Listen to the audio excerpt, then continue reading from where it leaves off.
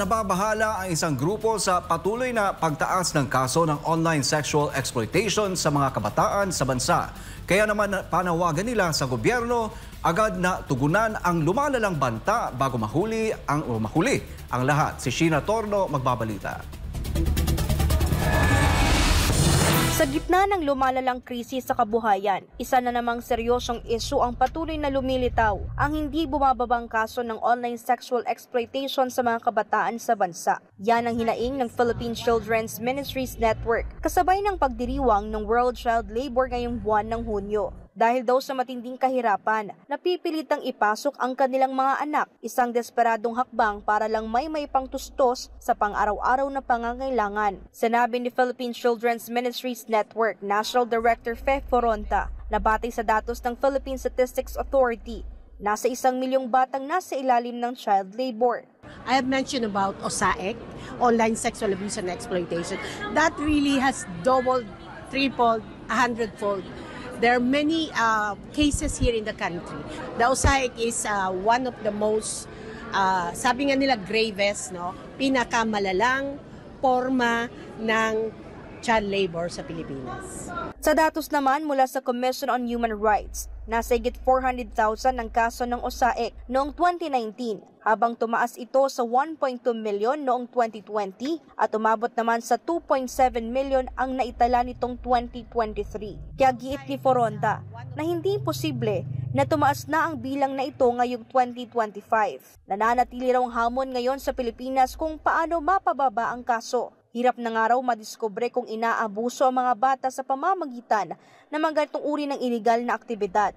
So it is very difficult to, mahirap siyang madiskubre kung walang magre-report. Ang pagsugpo ng USAIC ay mangyari at mapababa ito.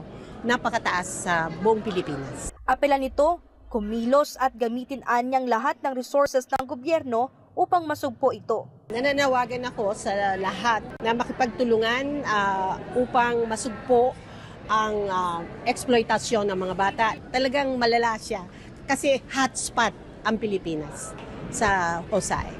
Ang pahayag na yan ng National Director ng Philippine Children's Ministries Network ay kasabay ng pagdiriwang ng World Child Labor sa Quezon City umaga ng Huwebes.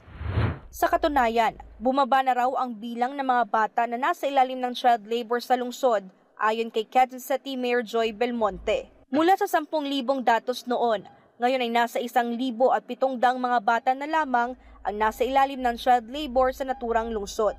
These are 1,700 that are still being monitored. So ibig sabihin nun, they have not yet been removed from the child labor force kasi marami sa mga magulang iniisip nila yung bata ay naandyan para tumulong sa hanap buhay, no, para magkaroon ng additional income yung pamilya, not realizing that when they expose their children to child labor, nasa sakripisyo yung kinabukasan ng mga bata kasi yung kanilang pag-aaral ay nalalagay sa alanganin at higit pa dyan, maaring kung yung kanilang tinatrabaho ay there are certain types of child labor that are really bad for children. Upang tuldukan ang child labor sa Quezon City, inanunsyo ng alkalde na dodoblehin nito ang scholarship assistance at bibigyan din ng livelihood programs ang mga pamilyang nakaranas ng matinding kahirapan. Target ng QCLGU ang zero child labor ngayong 2025. Nung una po ako naging mayor, 19,000 lang po yan. Ngayon 40,000 na. At yung goal natin,